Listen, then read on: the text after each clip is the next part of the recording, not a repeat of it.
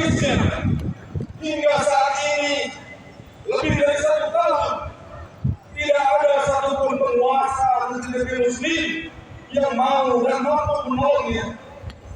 Padahal mereka memiliki ratusan ribu bahkan jutaan tentara Muslim.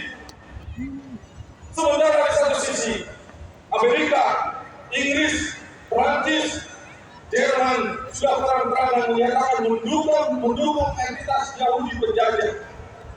Amerika bahkan mengirimkan senjata dan ratusan triliun untuk membantu entitas Zionis Israel.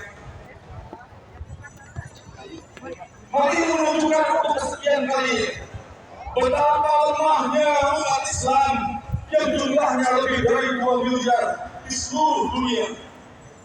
Bagaimana mungkin jumlah umat Islam yang begitu besar tidak mampu menolong saudaranya yang menderita di Rafah, Gaza, Palestina?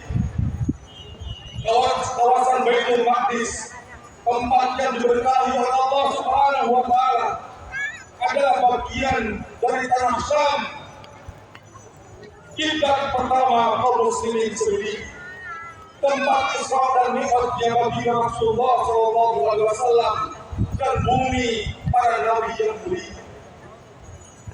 Secara status hukum Islam, kawasan Baitul Maqdis yang orang mengenalnya sekarang dengan tanah Palestina adalah tanah Palestina, tanah yang dibebaskan melalui kekuatan militer dan menjadi milik kaum muslimin sedunia hingga hari kiamat.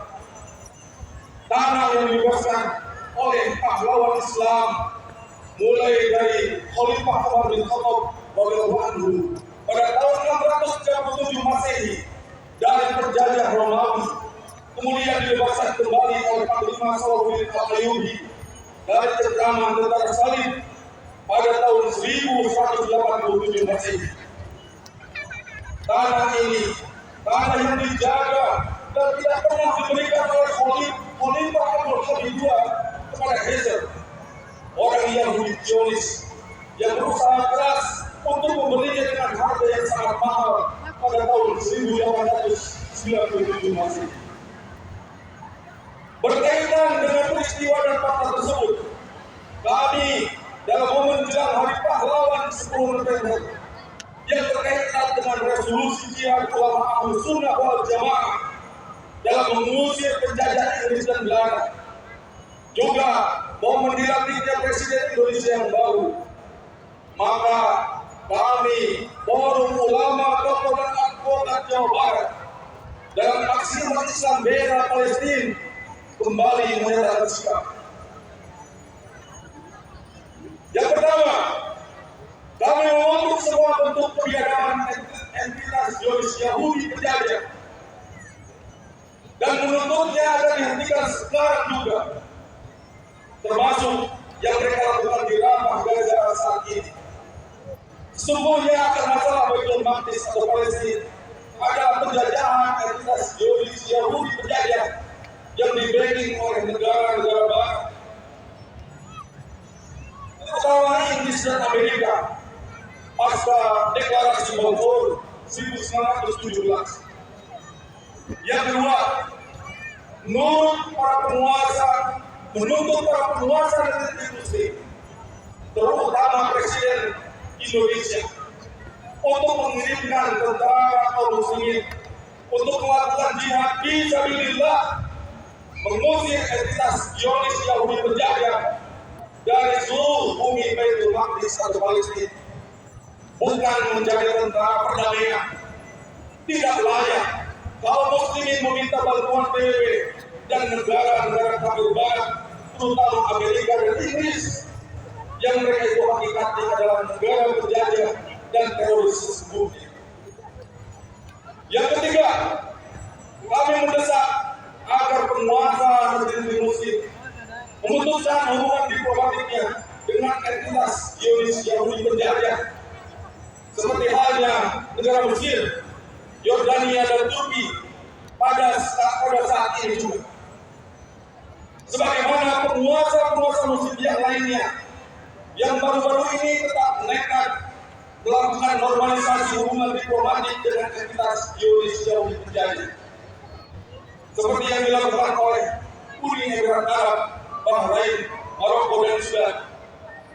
Bila keputusan itu tidak dilakukan, maka sesungguhnya mereka itu adalah pengkhianat terhadap kaum muslimin. Yang keempat, kami menolak solusi dua negara yang ditawarkan sebagai solusi hakiki untuk masalah Palestina. Tidak selayaknya solusi ini diambil karena entitas Zionis Yahudi adalah penjajah. Tidak layak yang dijajah hidup berdampingan dengan yang menjajah. Penjajah harus diusir keluar dari tanah yang dijajahnya, yaitu Palestina. Yang kelima, kami mengajak semua pihak, khususnya para tokoh-tokoh muslim dari kalangan ulama, muballigh, militer, cendekiawan, penguasa, jurnalis, pengacara, pengusaha, mahasiswa dan yang lainnya untuk bersatu dalam ukhuwah Islamiyah, untuk berjuang bersama demi kebebasan kawasan Baitul Maqdis atau Palestina dan negeri-negeri Islam yang lainnya. Persatuan ini tegak di atas landasan akidah Islamiyah. Tanpa persatuan yang hakiki, maka umat Islam akan terus menjadi pihak yang lemah, bukan hanya di Gaza Palestina, tapi juga di belahan dunia yang lainnya, seperti Rohingya di Myanmar, Uighur di Cina, dan lain-lain. Karena itulah diperlukan institusi yang akan menyatukan umat Islam